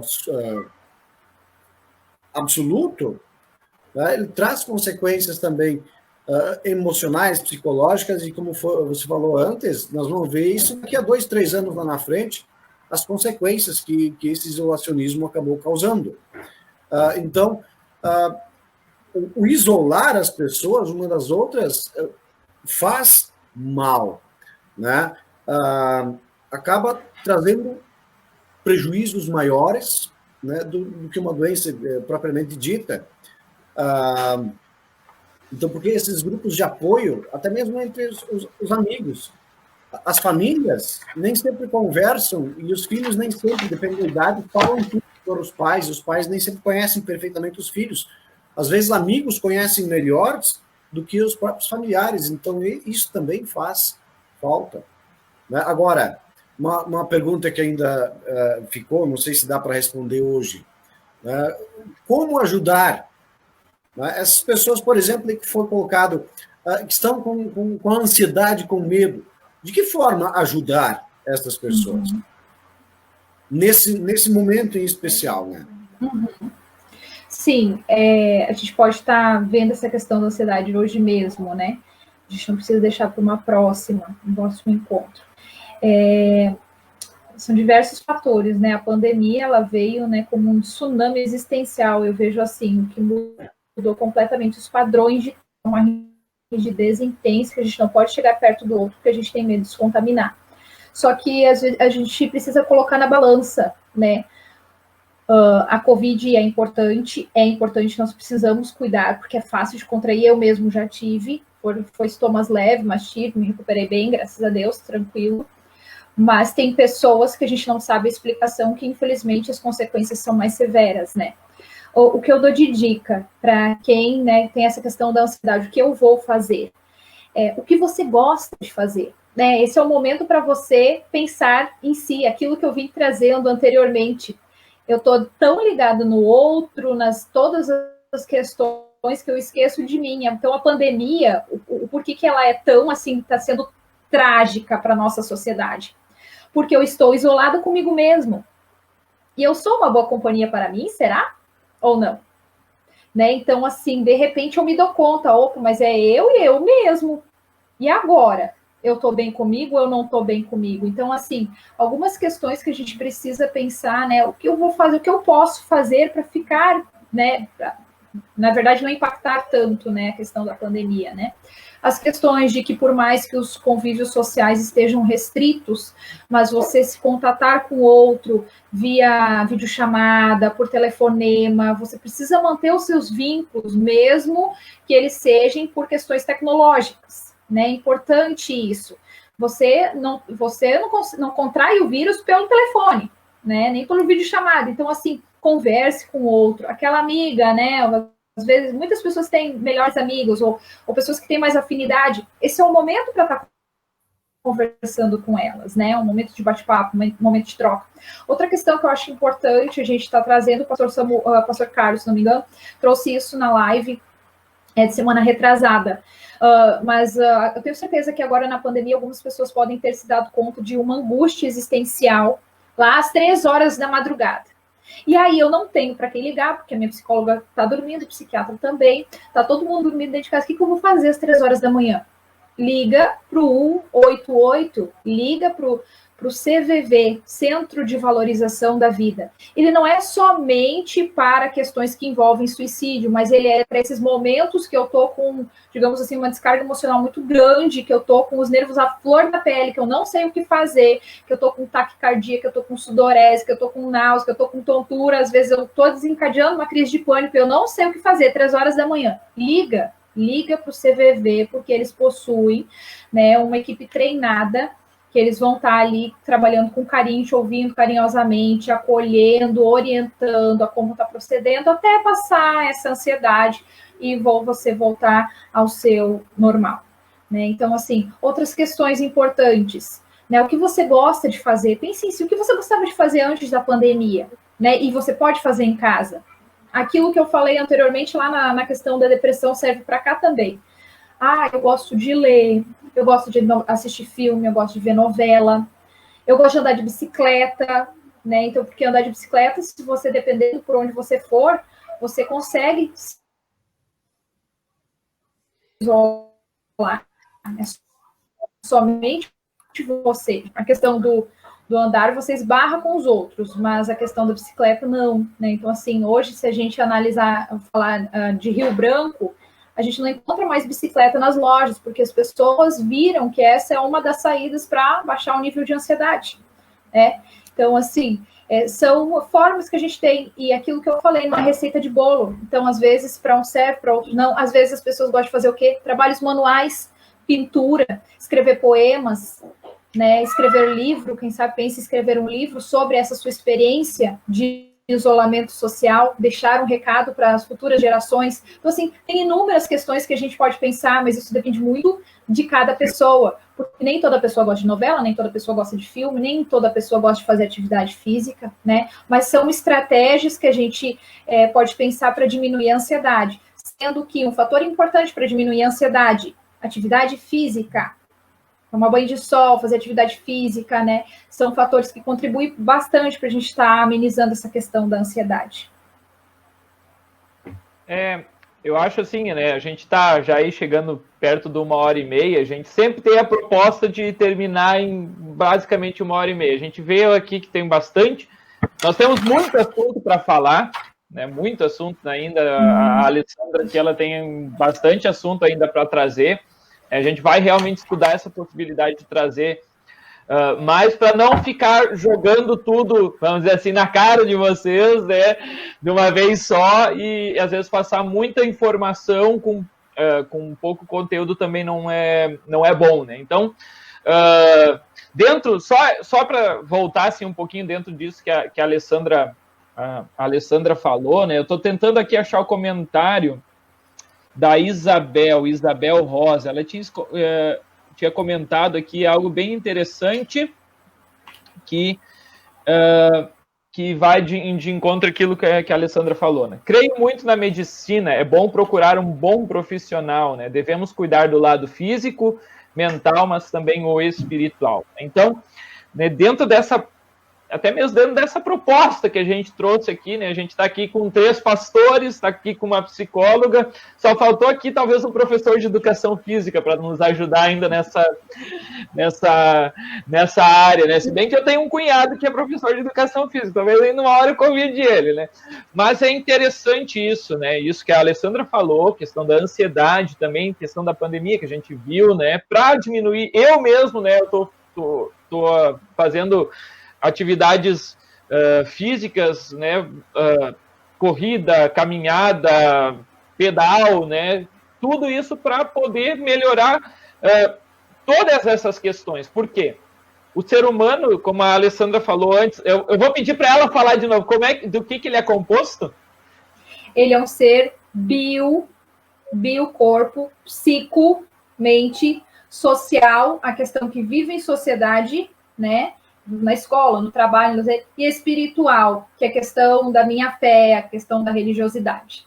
Isso, né? Então, para a gente entender isso é interessante a gente pensar que uma coisa está ligada à outra, a gente não pode separar essas áreas, né? Essas áreas, elas estão intimamente ligadas com a nossa pessoa, com o nosso ser, né? Então, por exemplo, aquilo que a Isabel antes comentou, Isabel? Agora esqueci o nome, mas acho que ela comentou, né, que a questão do mental, do físico, do espiritual, né, isso é assim, quando uma coisa não vai bem, os outros também não vão bem. Né, eles acabam... Eu posso estar muito bem espiritualmente, ter uma conexão muito forte com Deus, vamos dizer assim, minha fé está uma fé muito boa, mas no momento onde é que eu me adoeço, vamos dizer assim, fisicamente, onde é que eu tenho uma doença física, isso vai abalar o meu espiritual, com certeza também o meu mental, né, o meu psicológico, né? Então, a gente tem que cuidar nessa questão, né? Lembrar um pouquinho disso, né? De que o ser humano é um ser completo e complexo, completo e complexo, né? Que uma coisa está interligada diretamente à outra, né? Então, eu sempre digo para as pessoas assim, às vezes eu vejo que tem alguém assim com sintomas de depressão ou coisa assim, eu digo assim, olha, o que você faz de atividade? Você está procurando fazer algo que te tire essa ansiedade às vezes? Você está fazendo algo diferente da sua rotina? Você só faz a mesma coisa? Você faz aquilo que você gosta ou você está fazendo aquilo que você não gosta?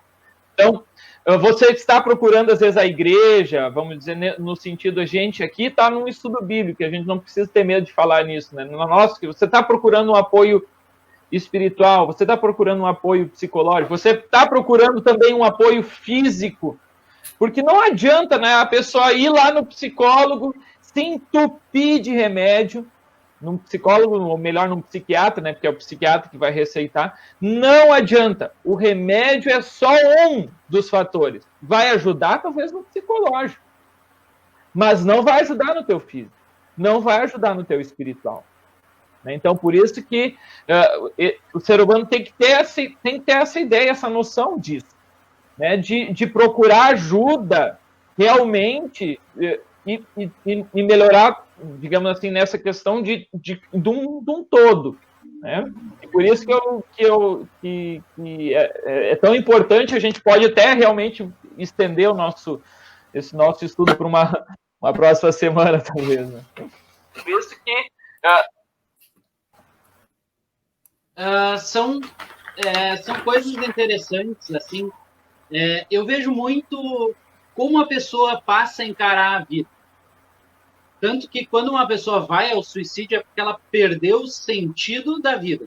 Certo, Alessandro? Quando ela não vê mais sentido na vida. E aí eu vejo que eu acho que a gente, como cristão, a gente tem algo muito forte.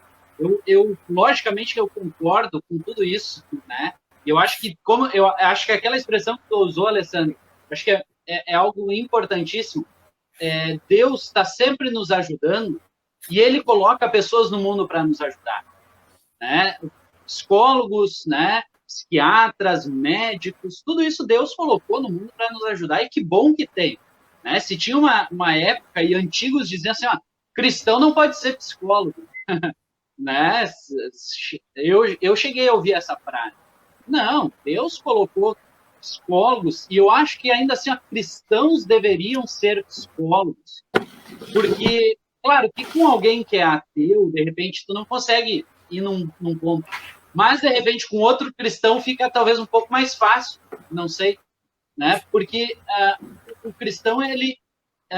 e a teologia nos traz algo que eu acho que as outras áreas elas não conseguem atingir, porque elas chegam no Criador, a teologia chega no Criador, né? E quando tu é um psicólogo, alguém numa área física ou emocional e sabe disso, consegue se aprofundar muito mais. Eu tenho essa ideia.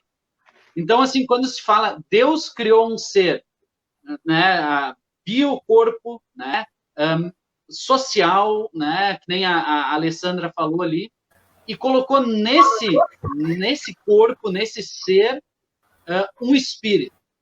E eu acho que isso é importante nós lembrarmos, né? Essa questão do ser espiritual. Eu trabalhei em Pelotas e lá tinha um trabalho de capelania muito forte. E lá a junta médica, os diretores e tal, eles saudavam muito essa questão de ter um capelão junto. Porque eles viam que quando alguém estava lá doente e aquela pessoa tinha uma fé, a chance dela, não vou só dizer se recuperar, mas passar por aquilo era muito maior do que alguém que não tinha. Por quê? Porque não tem essa esperança, não tem um sentido para a vida que, né, a vida espiritual te dá, Deus te dá, a palavra te dá. E eu acho que assim... Aí, de repente, eu vou até um pouquinho de encontro com o que o pastor Diego falou antes, da questão do... quando o espírito está bem, o resto, né, eu vejo muito dessa parte. Quando o espírito tá ruim, a parte espiritual tá ruim, não adianta o resto tá bem. Mas o espírito estando bem, a parte espiritual, o resto a gente acaba encaixando. E aí eu vou ter que citar um exemplo da minha sogra. Claro que não é regra geral, mas vou ter que citar o exemplo dela. A minha sogra é uma pessoa assim que ela, até a minha esposa, seguido, fala com ela, não faz atividade física nenhuma, né? E tem que fazer atividade física. Ela, num ano, ela perdeu a mãe dela de repente, né? A avó da minha esposa, do nada. No outro ano, ela perdeu a filha dela de 11 anos, do nada também, sem sintoma nenhum. Qual a chance de uma pessoa dessas entrar numa depressão? Muito grande. Imensa, concorda? É imensa. É imensa, né? E tu chega lá, e logo depois chega lá, olha, tá sempre com um sorriso no rosto, tá contente, tá feliz, e algo que ela diz, né? E ela é a questão espiritual que sustentou ela. A palavra de Deus, a fé em Jesus Cristo. Isso traz uma grande alegria, né? Então, por isso que eu acho que a gente, como cristão, a gente precisa enfatizar muito nisso. E uma psicóloga cristã, trazendo isso pra gente, fica... Eu acho que as coisas completam, entende, Alessandra? Né? Porque a gente tem aquele algo a mais que às vezes falta, que tu ajuda a pessoa, tu faz, mas falta aquele sentido para a vida que a fé te dá, a palavra de Deus te dá. E a gente, como cristão, pode se sentir muito privilegiado com isso, né? E isso nos fortalecer. O mundo hoje está querendo nos roubar isso. O mundo está querendo nos afastar da fé e a gente tem tanta juventude longe disso. Eu acho que a gente nunca viu tantos jovens em depressão. Mas a gente também nunca viu tantos jovens longe de uma fé, longe da igreja. E eu acho que isso tudo meio que vai se encaixando para a gente dar uma olhada na sociedade que a gente está, né? Que nem eu te disse, são coisas minhas, né? Que de repente pode estar pensando, né? Mas a questão espiritual, eu tenho para mim, isso move uma pessoa na questão de dar um sentido para a vida dela, uma razão para a vida dela, que o resto, às vezes, pode não estar muito bem, mas aquilo segura. E a própria palavra de Deus nos garante isso. E a gente, como cristão, não pode esquecer isso, que a gente tem um Deus que está do nosso lado, e ele diz, eu vou te carregar no colo, eu vou te segurar pela mão e tu és meu, e eu vou te levar junto, né? E junto com isso, aí sim, vem para dar esse grande apoio, que são essas áreas importantes que tu trouxe para nós, Alessandro. Né? Um psicólogo, sim, cristão precisando, tem que conversar, é importante. Né? Às vezes tu não tem uma abertura dentro de casa, até às vezes, de repente, com o teu pastor tu não consegue, ou dentro da tua igreja, né? Procura, isso é importante. São ferramentas que Deus está nos dando, né? Para esse apoio grande. Eu gostaria de colocar, assim, só ainda fazendo um adendo do que o pastor Carlos falou, é delicado a gente falar dessa questão, né? Aquilo que o senhor falou, às vezes é o que segura não cometer suicídio de fato, às vezes é o que segura. Mas também nós não podemos colocar, digamos assim, os nossos holofotes somente na questão espiritual, porque aí a gente cai em contradição quando aquela pergunta lá do começo daquela senhora falou, e os cristãos não entram em depressão? E os cristãos não tentam suicídio? Tentam.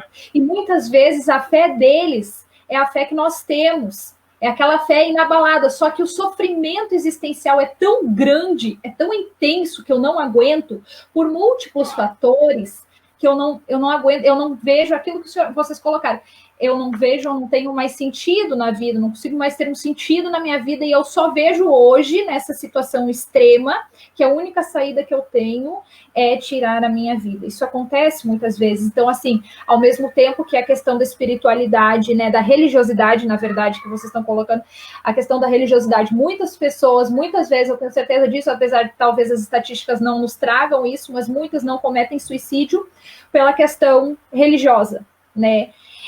Mas também é delicado falar, né, essa questão que quando tá bem espiritualmente não vai estar. Não, eu posso estar muito bem espiritualmente, mas às vezes fisicamente eu não estou bem.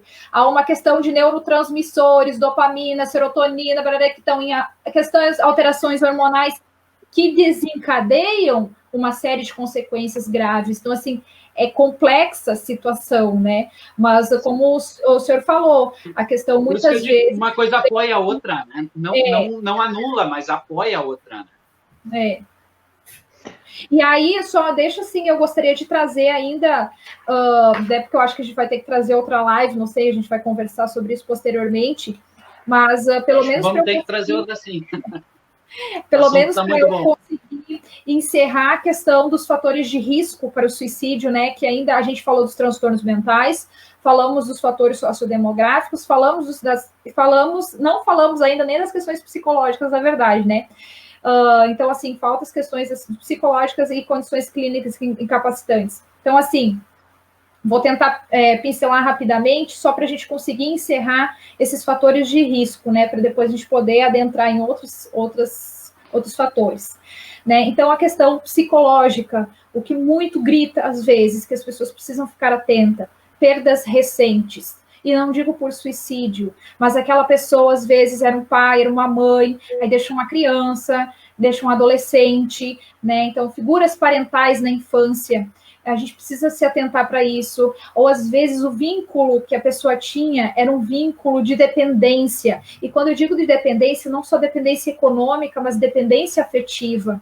Então a gente precisa também ter esse cuidado, né, esse rompimento, esse luto que essa pessoa está vivendo, porque a gente tem o processo de luto, que ele é saudável, que ele precisa ser vivido, só que quando ele passa, digamos, de meses, na verdade, a gente já precisa reavaliar ele, que às vezes não é só mais luto, mas entra com algum transtorno também, algum sofrimento existencial que perpassa o luto, e isso precisa ser avaliado também. Nós temos também a questão de traços de personalidade, que são significativos, principalmente a questão da impulsividade, da agressividade, e do humor lábil, que é essa alteração de humor brusca de uma hora para outra. Isso são fatores importantes que precisam ser levados em conta para as pessoas que tentam, né, tirar a sua vida. E aí, nas condições clínicas incapacitantes, às vezes as pessoas podem dizer, mas o que é isso que você está falando, Alessandra? Nossa, que bicho de 7 cabeças. Mas são pessoas que, às vezes, a gente se depara no dia a dia. Aquela pessoa que tem dor crônica, né, que ela tem artrite, artrose, fibromialgia, que é uma dor intensa o tempo todo, é um sofrimento muito grande viver com dor, né? Pessoas que frequentemente têm enxaqueca, não é dor de cabeça, é enxaqueca, todo dia com enxaqueca, né? As questões das doenças orgânicas, né? A pessoa tem esclerose múltipla, neoplasia maligna, o câncer, né? Hanseníase, alguma cardiopatia grave, também são fatores que a gente precisa estar se atento. Questão da epilepsia, a questão de, às vezes, ter sofrido algum acidente e ficou alguma cicatriz grande, grave, que a pessoa olha para o corpo e diz, eu não quero mais viver, isso é muito feio, eu não quero me manter viva com essa cicatriz, né? E nós temos também, não podemos deixar de falar, as pessoas que têm AIDS, né? Então, assim, são condições clínicas que pesam muito, né? E aí a gente precisa olhar com carinho para essa multifatorialidade. Às vezes não é só essa condição, mas é uma condição que casa com o sociodemográfico, com o transtorno de humor, com o psicológico e com a doença incapacitante. Elas casam, fazem dupla, trios ou os 4 estão juntos, né? E aí a tentativa, né, de tirar a sua vida aumenta perante todos esses fatores, né? E aí eu destaco, os principais fatores de risco para o suicídio são 2, história de tentativa de suicídio, porque muitos já têm histórico, tentou uma vez, tentou 2 vezes, tentou 3 vezes, de repente conseguiu, né? E a questão que a gente também precisa se ater é ao sofrimento existencial que essa pessoa tem. Às vezes não só ao transtorno mental, mas ao sofrimento existencial que ela está vivendo por conta de uma série de fatores, né? Que é um conjunto de fatores, não é um fator isolado. Acho que foi bem explicado aí, né, pela nossa psicóloga hoje, né, a Alessandra, mas ainda, vamos dizer assim, para terminar, eu gostaria só de responder, assim, alguns comentários, né, que vieram aí na nossa live, para aquelas pessoas, para a gente, digamos assim, terminar, assim, não deixar essas pessoas no vácuo, né, vamos dizer assim, vai responder os comentários dela.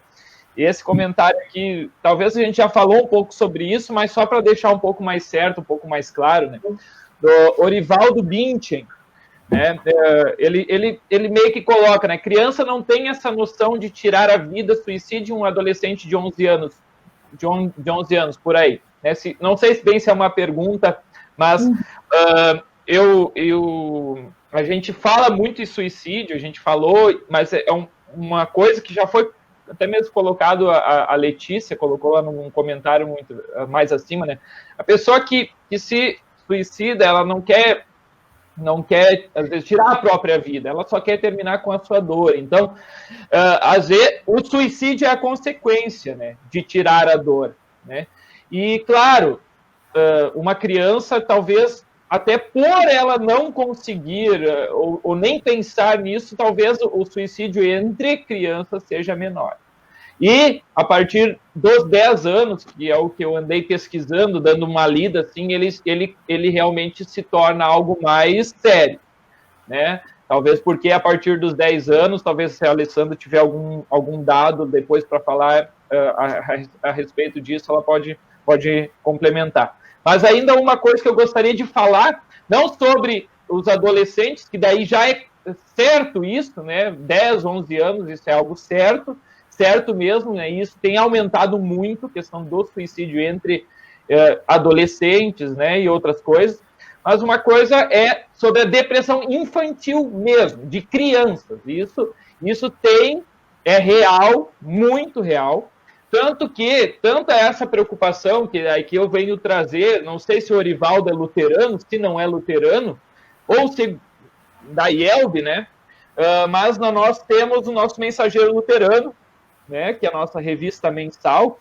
Essa aqui é a edição de outubro do ano passado, né? Outubro de 2019. E o tema de capa é depressão infantil. Né? Então, eu não sei, né, essa pergunta dele, né, se ele tem alguém na sua família e tal, que talvez esteja passando por isso, né, mas isso a reportagem é com a esposa do pastor Mário Fukui, a Camila Fukui, é muito interessante, né, vale a pena ler, se tu tiver acesso, se não tiver, pede para mim que eu tiro foto, eu dou um jeito. Eu dou um jeito de te passar essa reportagem. Eu tenho aqui o PDF, posso escanear e mandar essa reportagem, essa fala aqui, né, sobre esse assunto, depressão infantil. A gente não vai entrar hoje em específico sobre isso, né, claro que a Alessandra pode falar alguma coisa a respeito disso, mas só para responder a tua pergunta, né, responder ou digamos assim, te dar um auxílio, né, que nós temos dentro da igreja mesmo essa preocupação, e por isso eu lembrei desse mensageiro, outubro de 2019, tá? Então, do ano passado, já vai fazer um ano essa revista aqui. Não sei se a Ali quer... Eu gostaria de colocar quanto a essa questão aí da criança, né, não tem noção. Criança realmente, geralmente ela não tem noção do que é tirar, né? Ela não tem essa noção. E aí, quando a gente pensa em adolescente, sim, ele já, né, é a questão de marcos de desenvolvimento infantil, né? Mas aí eu queria dar um exemplo rápido pesquisando, né, aqui para falar com você sobre alguns artigos científicos. Eu achei um exemplo de uma menina que estava na catequese, se eu não me engano, então, assim, ela já era adolescente, mas ela também ainda não tinha a noção do que era a morte de fato. Ela perguntou para a professora da catequese dela se uma amiguinha dela havia cometido suicídio, né, e aí ela perguntou se ela ia se encontrar com essa amiga, que ela amava demais, essa amiga, era a melhor amiga dela, e a professora falou, sim, você vai se encontrar com ela. Então, logo em seguida, o que ela fez? Ela também tirou a sua própria vida da mesma maneira que a sua amiga tinha tirado. Então, assim, porque ela não tinha dimensão do que é a morte. Ela queria o quê? Encontrar a melhor amiga dela, né? Então, vamos parar um pouco para refletir, para a gente também tirar esse peso de como assim a criança não tem noção exata do que é tirar a sua própria vida, né? E às vezes também nem os adolescentes, porque a gente conhece adolescentes, adultos, inclusive, que têm um comportamento infantilizado, tem idade cronológica, de 35, 40, mas quando a gente analisa o comportamento deles, é um comportamento de adolescente, que não amadureceu, às vezes, cognitivamente, né? Então, a gente precisa também trazer que são questões a ser pensadas e olhar com carinho para essas pessoas, né, também a essas pessoas. E algo importante que vocês estavam comentando, há um diferencial na questão de diagnóstico da depressão. Tem crianças, sim, que infelizmente elas desenvolvem o transtorno depressivo, e aí duas características que a gente pode observar, que ela é diferente na maioria dos adultos. A criança, ela tem um humor geralmente mais irritável, e ela tende ao quê? A se isolar. Então, é essa questão também de adolescentes, principalmente, né? Criança, adolescente, a gente precisa ficar atento a isso. Ela geralmente demonstra mais raiva, agressividade, né? É diferente da depressão no adulto. Isso. Só para, assim, a gente meio que dar um fechamento hoje, né? Aqui nós temos muitos comentários, assim, que a gente poderia ainda falar mais hoje, né? Mas acredito que, assim, a maioria dos comentários foi falado, né? Para ajudar também aqueles que estão com alguma dúvida, alguma questão. Um ponto ainda, fator importante que eu já falei da outra live especialmente, né, vocês podem nos procurar, tá, gente? Procurem a gente. Se tem alguma coisa para falar, se tem alguma coisa para perguntar, se precisa de auxílio para si mesmo, pode vir conversar com a gente, né? A Alessandra vai atender vocês de graça. Tô brincando, gente. Eu não sei, eu tô falando por mim, né? Então, posso estar...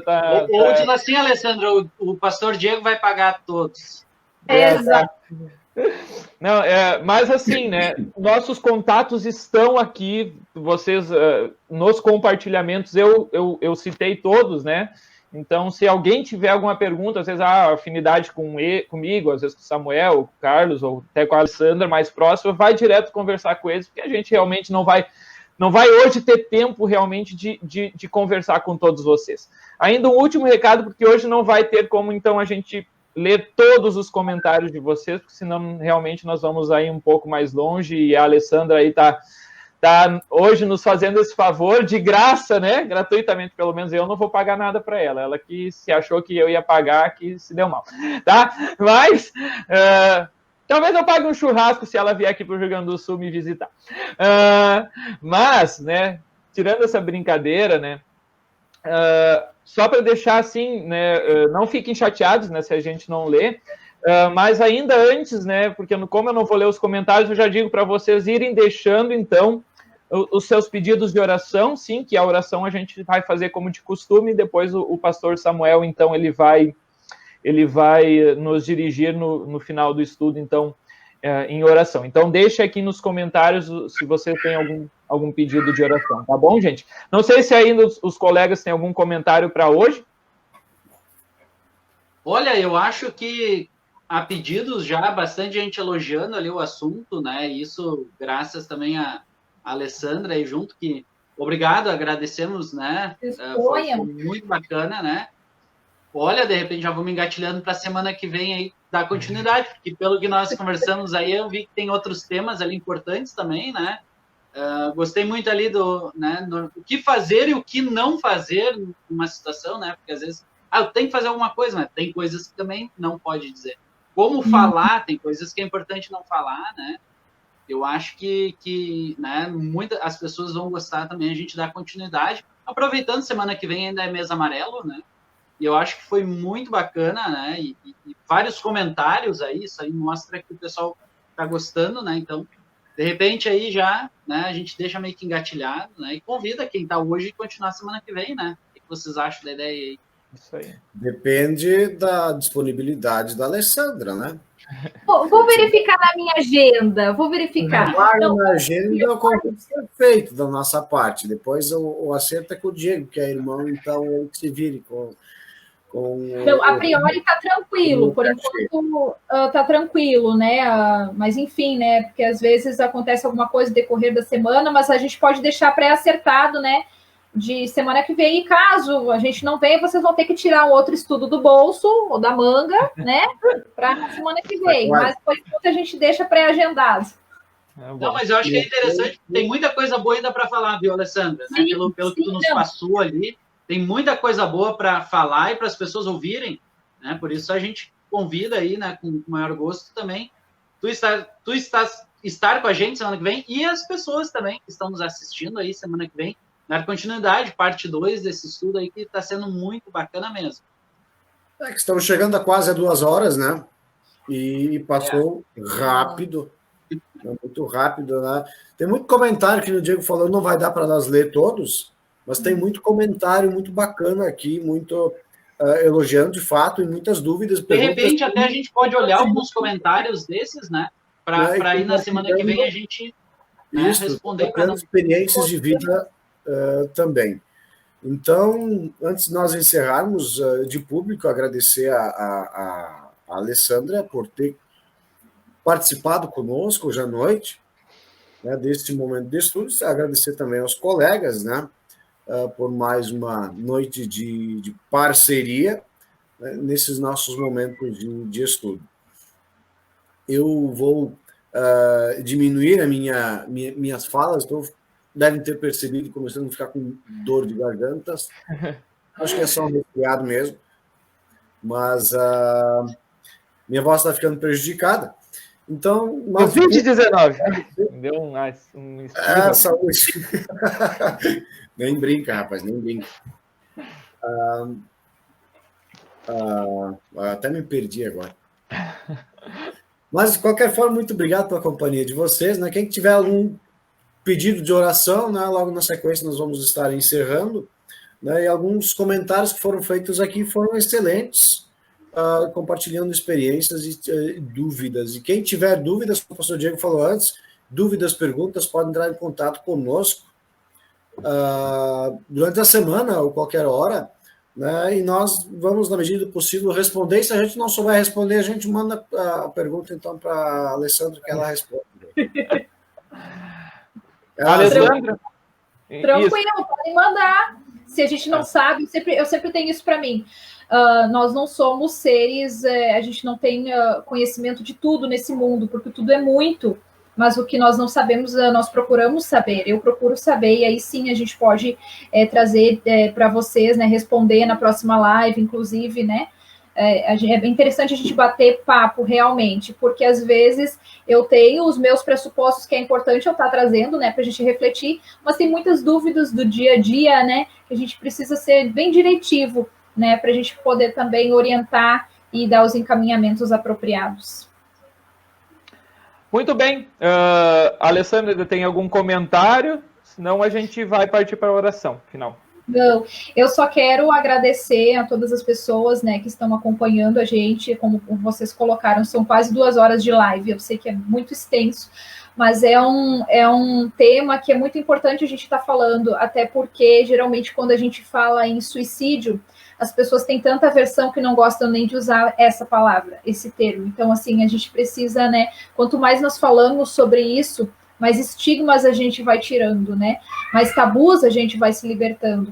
E é importante nós falarmos de saúde mental, de Setembro Amarelo, não só no mês de setembro, mas todos os meses do ano, né? Então, vamos cuidar de nossa saúde mental hoje, porque o amanhã pode ser já bem mais complexo e eu vou ter que tomar outros cuidados às vezes, e vai ser uma situação ainda mais difícil enquanto eu poderia ter prevenido, e isso seria bem menos custoso para a minha saúde mental, espiritual e física. Muito bem, então eu também me despeço aqui, uma boa noite a todos, né, que Deus abençoe e dê a todos uma ótima semana, né, nossas lives aí continuam, né, na sexta-feira, só que nessa sexta, então, só esse recado final aqui meu, que nessa sexta nós não vamos ter, pois temos, então, reunião do Conselho Distrital, né, do distrito aqui nosso, né, do pastor Carlos, pastor Samuel, que é o nosso distrito litoral norte gaúcho. Então, nessa sexta, em especial, nós não teremos a nossa live de louvor, tá bom, gente? Então, dessa forma, agradeço aos colegas, em especial a minha irmã, a Alessandra, né, psicóloga, por estar hoje aí trazendo esse assunto. Boa noite a todos, que Deus abençoe a todos. Também me despedindo, agradecer aos colegas. Alessandra, obrigado pela participação com a gente. Também lembrar, nós temos os nossos cultos aqui na Congregação Cristo de Tramandaí, sábado e domingo, e esses cultos, a gente também está transmitindo eles via Facebook, tanto sábado à noite quanto domingo de manhã, sábado às 9h, 7h30, domingo de manhã às 9h, todos eles pelo Facebook aqui da Congregação Cristo de Tramandaí. A gente convida aqueles que quiserem assistir com a gente, né, de participar junto. Também quero, já pedindo ao pastor Samuel também para incluir na oração, já algumas semanas aí nós vínhamos sempre colocando nas nossas orações aí nosso irmão Enio Yaronca, membro aqui da Congregação Cristo, bem conhecido em todo o distrito, né? E ele faleceu nessa última, não nessa segunda-feira, na outra, na semana passada, né? Já estava em grande sofrimento, estava no hospital, já estava no estado vegetativo, né? Então nós pedimos que Deus console a família também na certeza da vida eterna. E hoje nasceu o netinho dele, né? Filho da Ana Paula, o Pedro, né? Então também traz, como eu disse para a família, aquele ponto de luz, de alegria também no momento de tristeza, né? Sabe que a vida continua, né? Então, me agradecer pelo nascimento do Pedro. Aqui na congregação, aliás, nós tivemos na segunda-feira também o nascimento de um outro, né, filho de membro aqui, o John Hércules também, filho da Lisiane e do Alencar. Então, vários nascimentos aí, né, no finalzinho de setembro. Também agradecer que tudo transcorreu bem. Queridos irmãos que nos assistem, obrigado pela presença de vocês. Um grande abraço, também uma boa noite, sempre na companhia de Jesus Cristo, o Salvador. Um grande abraço a todos. Pastor Samuel, está contigo. Não, achei que a Alessandra ia falar ainda, mas então vamos encerrar o nosso momento devocional agora aqui, o nosso momento de estudo com uma breve oração. Gracioso e eterno Deus, misericordioso Pai, nós te damos graças e louvor de todo o nosso coração por todas as constantes e incontáveis bênçãos que tu derramas sobre nós diariamente. Também por nos dares, também neste dia, a oportunidade, o privilégio de refletirmos sobre assuntos tão importantes como a saúde mental, como o nosso bem-estar inteiro, completo como ser humano, em todos os aspectos. Graças te damos também, Senhor, por tu teres nos concedido a disponibilidade de profissionais de saúde das mais variadas áreas para atender todas as nossas necessidades. E também nesta noite, por teres nos dado o privilégio de ouvir palavras e orientações tão importantes com relação ao cuidado para com a vida, para evitar que pessoas venham a cometer maldades contra si mesmo, venham a cometer ou tentar o suicídio. Nós te pedimos, Senhor, que tu abençoes de forma especial aqueles que passam por momentos difíceis em sua vida no que se refere à saúde mental, emocional e também física. Conforta, consola, dá sempre a certeza de tua presença ao lado de todos aqueles que estão sofrendo. Nesse momento também, e nesse sentido, nós lembramos dos familiares do nosso irmão Enio Yaronca, a quem tu chamaste desta vida para a eternidade. Conforta e consola os seus familiares com a certeza da salvação, com a certeza da vida eterna e a alegre esperança de um reencontro em teu reino celestial. Também, Senhor, neste momento te agradecemos por teres abençoado o nascimento do pequeno Pedro e veio trazer uma alegria para esta família ora enlutada. Também a esta família que está nesse misto de sentimentos, pedimos a tua bênção, que tu estendas a tua graciosa e poderosa mão. Defende e guarda-nos durante esta noite, dá-nos um abençoado descanso, para que pela manhã estejamos revigorados para podermos viver mais um dia para a honra e glória do teu santo nome. Estas coisas e mais aquelas que tu sabes que temos necessidade, tudo entregamos em tuas mãos, entregamos aos teus cuidados, tudo reunimos ao orarmos em nome do teu Filho Jesus Cristo, como ele mesmo nos ensinou, dizendo: Pai nosso que estás nos céus, santificado seja o teu nome, venha o teu reino, seja feita a tua vontade, assim na terra como no céu. O pão nosso de cada dia nos dá hoje, e perdoa-nos as nossas dívidas, assim como nós também perdoamos aos nossos devedores. Não nos deixes cair em tentação, mas livra-nos do mal, pois teu é o reino, o poder e a glória para sempre. Amém. Que a graça do nosso Senhor Jesus, o amor de Deus, nosso Pai, na comunhão do Espírito Santo, seja com cada um de nós, hoje e sempre. Amém. Boa noite. Boa noite.